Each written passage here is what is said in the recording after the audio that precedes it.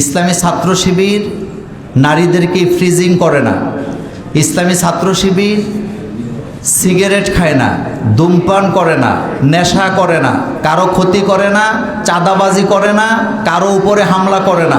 সুতরাং আজকের থেকে বুক ফুলায় আমাকে বলতে হবে, এসো শিবির করি, আমিও করি, তুমিও করো, তোমরাও করো।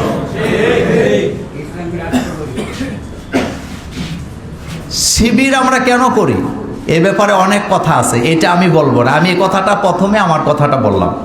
তাকওয়ার অনেকগুলা ব্যাখ্যা আছে।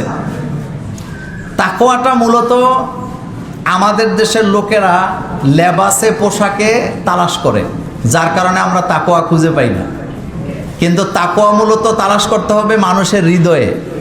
রাসূল করিম সাল্লাল্লাহু আলাইহি ওয়াসাল্লাম তাকওয়ার কথা বলতে যায় বলেছেন, আত-তাকওয়া হা হুনা, এ তাকওয়াটা এখানে থাকে। আমি আপনাদের কাছে একটা মজার কথা বলি।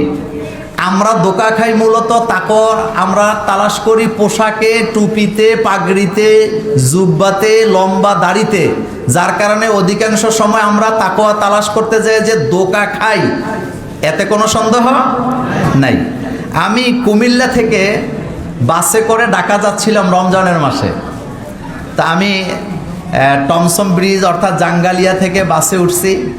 সামনের দিকে বড় বড় 4টা সিট থাকে, আপনারা জানেন। তা আমি একটা সিটে বসছি। গাড়ি যখন আমাদের দাউদকান্দি ব্রিজ পার হয়েছে, তখন র্যাবের লোকেরা গাড়ি আটকাইছে। গাড়ি আটকাইয়া তারা 3 জন লোক গাড়িতে ঢুকছে। ঢুকে পেছনের দিক থেকে একটা লোককে কলারের মধ্যে ধরে টেনে হেঁচড়ে গাড়ি থেকে নামায় নিয়ে যাচ্ছে। কিন্তু যেই লোকটাকে নামিয়ে নিয়ে যাচ্ছে, ঘটনাটা 17 অথবা 18 সালের কথা। কিন্তু যেই লোকটাকে নিয়ে যাচ্ছে, এই লোকের টুপিটা সাদা, দাড়ি সাদা, তারপরে চুল সাদা, পাঞ্জাবি সাদা, একটা লুঙ্গি পরে আছে, পায়জামাও না, লুঙ্গিটাও সাদা। তো এইরকমের একটা ফেরেশতা টাইপের লোক কলারে ধরে টেনে হেঁচড়ে নিয়ে যাচ্ছে আমাদের সামনে দিয়া। সবাই তাকায় আছে, কেউ কোনো কথা বলে না। কারণ সময়টা কত সাল বলছিলাম, তো তখন তো বুঝেনি হুজুরদেরকে ধরা সহজ।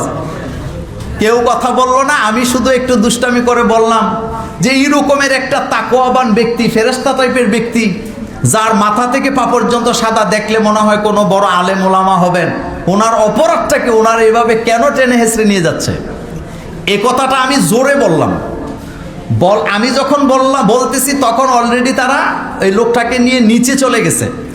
এর মধ্যে একজন র্যাবের সদস্য আবার ওখান থেকে ফেরত আসছে আমার কাছে। আমার কথাটা শোনার পরে ফেরত এসে বললেন, আমাকে এসে বলতেছে, আপনি মোল্লা ভাই না? আমি হ্যাঁ, আমি মোল্লা ভাই।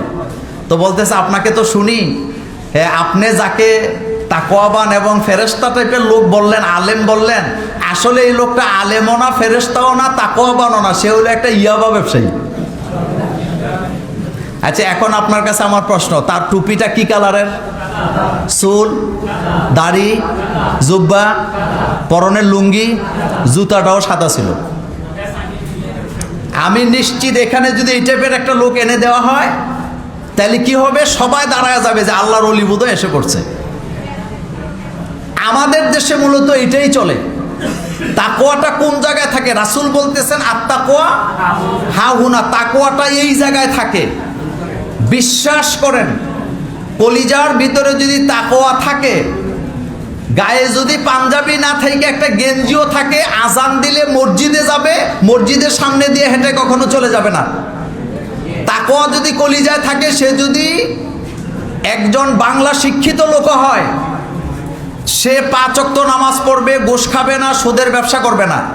আর তাকওয়া যদি না থাকে, আপনি যদি তাকে মাদ্রাসার সভাপতি বানান, মসজিদের সভাপতি বানান, ওই জায়গায়ও সে সুদের ব্যবসা করবে, গোশ খাবে। কারণ তার কলিজার ভিতরে কি নাই? তাকওয়া নাই, আল্লাহর ভয় নাই। আর ইসলামী ছাত্র শিবির মানুষের মধ্যে, যুবকদের মধ্যে আল্লাহর ভয় সৃষ্টি করার জন্য কাজ করে।